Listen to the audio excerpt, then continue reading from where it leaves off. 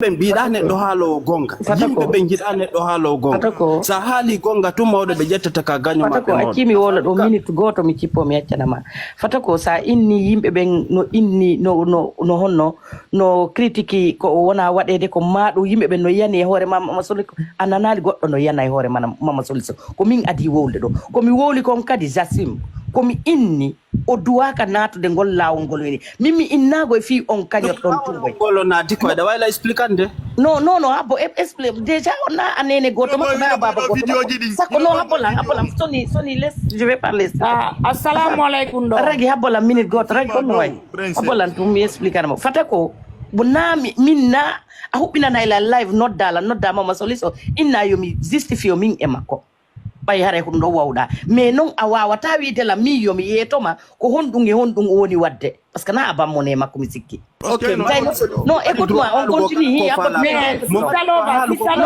fi Allah mi gayna to ragi mi joni non ragi attends moi une minute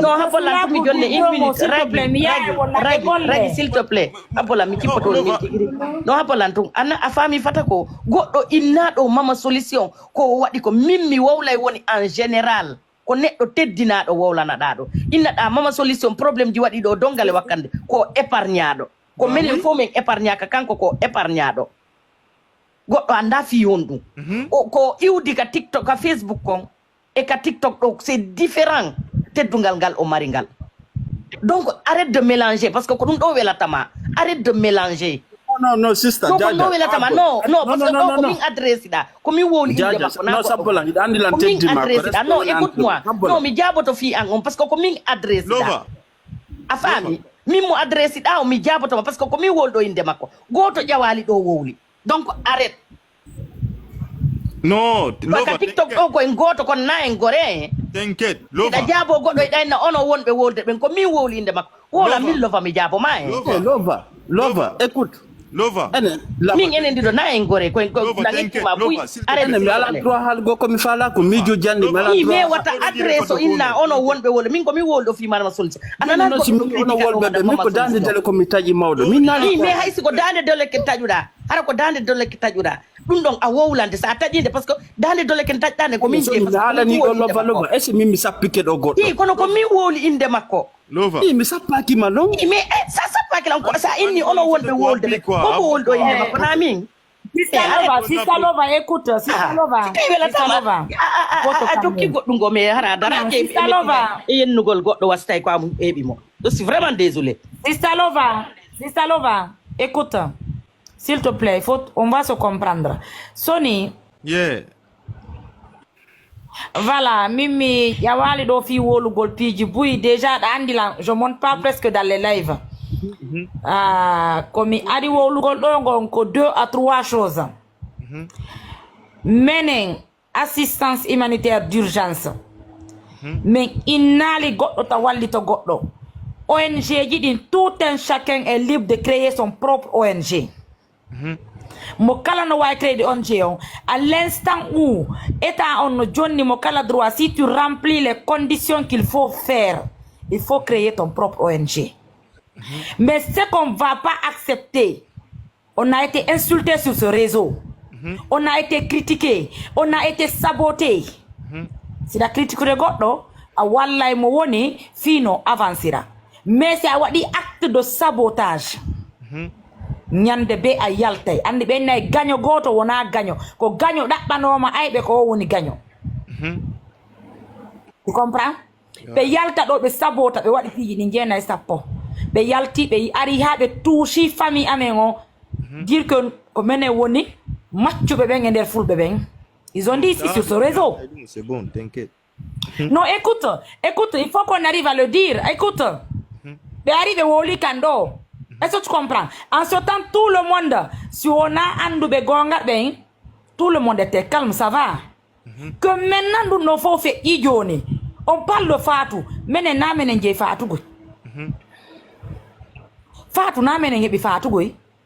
Fatou me walli non julbe Allah heddi be ben fo. Fatou c'est comme ça, on est Fatou. Tu comprends?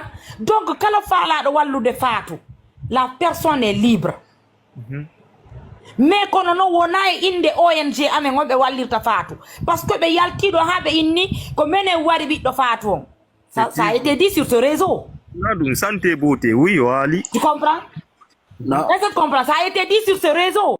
Touche famille ma on ala ta famille ma on expose ka réseau yenna wada kala ko faala joni baaw gayni jirgutude famille ma on o gayni ma wadde yete makko ko faala ko joni on arno jodo don yewton moƴƴinti don uddita kañoto duma Fatou ya mamu nge Fatou ya mamu kala faala do wallude Fatou yo walla Fatou mais tout ce qu'on interdit ko utilise ko image amengo hanki me yi page Facebook ettudo image Mariam Touré yo wadi ka page makko on leur donne 24 heures d'enlever la photo de Mariam Touré et la vidéo de Mariam Touré sur la page.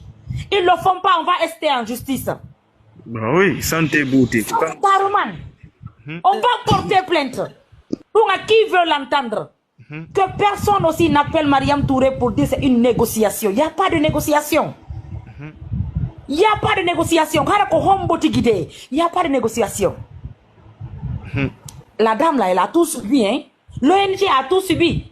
Arama do ha wo la maka réseau do wo que ko partenaire be ko hudabe. Ça a été dit sur ce réseau. Bah oui, Ohali, oui, il y a les preuves. Ils n'ont capté mon public. On voit tout, hein. Voilà. On voit tout, hein. De toutes les images. On voit tout. Ça a été dit sur ce réseau. Goddo jodo yango bimbe kikide anniyo itta sadaka jonna juldo Allah ko tawata wobbe auto yaata ka mabbe goddo jodo do fi bayda monétise page ma ida faala ka wola ida wulda ida faala ko wada faala ko koda vi yimbe darda innabe yimbe ko hudabe en nabe won hudabe bara ko woni hudado non t'inquiète parce qu'il faut qu'on se dise la vérité à un certain moment il faut qu'on se dise la vérité jama on gida gonga jama on sait que en son ici da welabe mais wow lantama gonga est-ce que tu comprends et c'est pas normal la femme est-ce que les gens là savent combien de femmes sont en train de souffrir dans ces villages il y a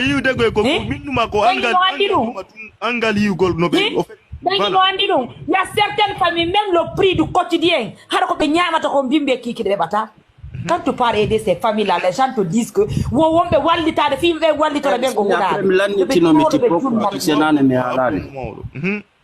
a faamude yobe joodo be junna miijo he anyu goddo konta innu gite makko den no luubi yobe anyu mo je suis d'accord tu peux voir quelqu'un ne pas aimer la personne harako hore makko wonki makko ki woni wela tama kono so wadi ko moƴƴi mais il faut reconnaître que la personne est en train de faire ça quand même ça a été tout a été dit sur ce réseau on a toutes les vidéos hein. Bah oui, Marie di modo, c'est preuve modo. Tu comprends? Quand si de continue utilise l'image Mariam Touré, on part, on porte plainte, on saisit l'Interpol. Hande sa ta hande si la fala hara ko ender Asie jo dara ko tigide. On peut saisir l'Interpol, saisir l'ambassade. Normal, oui. Aujourd'hui, ça peut se faire. Au cas de on y andano gasa duma piji gono ton. Afami, tu peux critiquer quelqu'un. Yalta critique out ki wala kala ko fala, je suis d'accord. Il n'y a pas de problème. Tu peux critiquer la personne. Mais saboter. Quand on te dit, ils sont allés jusqu'à dire, mais vidéo là, on m'a attaqué moi-même. Mais on s'arrête là, Julie, je me répondre à les réseaux sociaux. Moi, on ne me piétine pas 2 fois. Non, t'inquiète. Vous comprenez? Donc, on me marne comme la Sony. Wata sonku do egoto, wata germo do egoto, mo kala yaltu wala kala ko fala. Be wolo tanke be fala parce que si yonu si be nyamay ko ma be wol fi Mariam Touré si be wo si baji mabbe ni hebay monétisement ko ma be wola fi Mariam Touré en tout cas de do trop c'est trop ino do si da ani goddo si on tigi no meka wowla ta fi makko il faut qu'on se comprenne quand même bah oui tu comprends mi si anda nettalan mi si live ka propre page mi ko hande go mi jawe live goddo je monte pas. Je monte pas dans les lives des gens. Mais son ami qui live capable de dire ami ko hande gom jawe live. Tu comprends? Donc c'était juste faire ça au fait. Wo langol yimbe be en fait yobe yaltu, yobe wowlu, yobe wadu kala ko be fala. Nous on reçoit des messages en privé là on nous insulte, là on nous menace, on fait tout. La famille, mais on tigi haja kay. Mais si les dates moudi et oui nous gouvernons les Fatou Cagnotte. Prière à eux d'enlever On y do Prière à eux. J'ai la vidéo là. J'ai la vidéo. J'ai la vidéo là. Yobe porta plainte. Yobe porta plainte modo. Si fala ko Interpol ubi yobe porta plainte.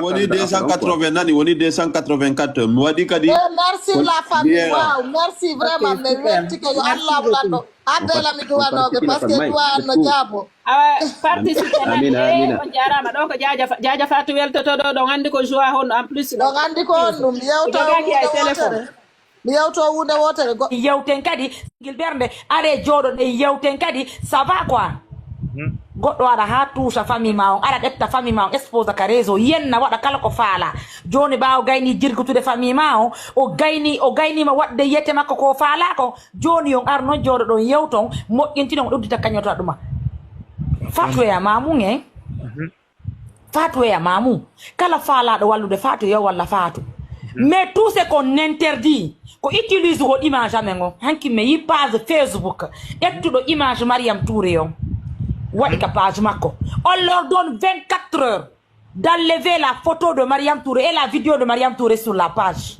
Ils le font pas, on va rester en justice. Bah oui, santé boutique. On va porter plainte. Pour qui veut l'entendre. Que personne aussi n'appelle Mariam Touré pour dire c'est une négociation. Il n'y a pas de négociation. Il n'y a pas de négociation. Il n'y a pas de négociation. La dame là, elle a tout subi, hein. L'ONG a tout subi. Arama do ha wo la maka réseau do wo que ko partenaire be ko hudabe. Ça a été dit sur ce réseau. Bah oui, Ohali, oui, il y a les preuves. You know, capture mon public. On voit tout, hein. Voilà. On voit tout, hein. De toutes les images. On voit tout. Ça a été dit sur ce réseau.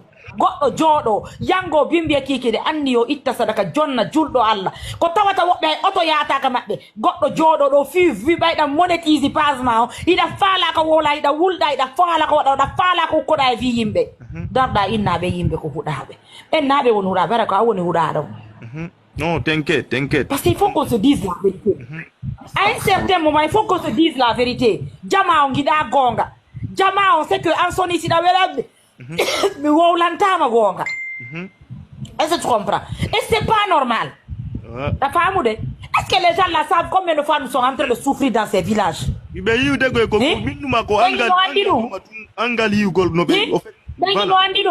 certaines familles même le prix du quotidien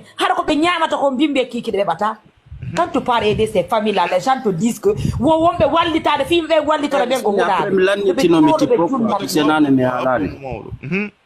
a faamude yobe joodo be junna miijo he anyu goddo konta innu gite makko den no luubi yobe anyu mo je suis d'accord tu peux voir quelqu'un ne pas aimer la personne harako hore makko wonki makko ki woni wela tama kono so wadi ko moƴƴi mais il faut reconnaître que la personne est en train de faire ça quand même ça a été tout a été dit sur ce réseau on a toutes les vidéos hein. Bah oui, maré di modo, c'est preuve modo. Tu comprends? Quand si de continue utilise l'image Mariam Touré, on part, on porte plainte, on saisit l'Interpol. Hande sa ta hande si la fala hara ko ender Asie jo dara ko tigide. On peut saisir l'Interpol, saisir l'ambassade. Normal, oui. Aujourd'hui, ça peut se faire. Au cas où on y andano gasa duma piji gono ton. Afami, tu peux critiquer quelqu'un. Yalta critique out ki wala kala ko fala, je suis d'accord. Il n'y a pas de problème. Tu peux critiquer la personne. Mais saboter. Quand on te dit, ils sont allés jusqu'à dire, mais vidéo là, on m'a attaqué moi-même. Mais on s'arrête là, Julie, je me répondre à les réseaux sociaux. Moi, on ne me piétine pas 2 fois. Non, t'inquiète. Vous comprenez? Donc, on me marne comme on la sonne. Wata sonku do egoto, wata germo do egoto, mo kala yaltu wala kala ko fala. Be wolo tanke be fala parce que si yonu si be nyamay ko ma be wolo fi Mariam Touré si be wo si baji mabbe ni heba monétisement ko ma be wolo fi Mariam Touré en tout cas de do trop si trop ino do si da ani goddo si on tigino meka wo la ta fi makko il faut qu'on se comprenne quand même bah oui tu comprends mi si anda metalang mi si live ka propre page mi ko hande go mi jawe live goddo je monte pas. Je monte pas dans les lives des gens. Mais son ami qui live capable de dire attends mi ko hande gom jawe live. Tu comprends? Donc c'était juste faire ça en fait. Wowlangol yimbe ben en fait yobe yaltu, yobe wowlu, yobe wadu kala ko be fala. Nous on reçoit des messages en privé, là on nous insulte, là on nous menace, on fait tout. A famille, mais on tigi haja kay. Mais si da bay mboudi e wini gol wala le fatu kanyot. Prière à eux d'enlever. Prière à eux. J'ai la vidéo là. J'ai la vidéo. J'ai la vidéo là. Yobe porta plainte modo. Si fala ko intel ko lobi yobe porta plainte. Gilbert are jodo de yewten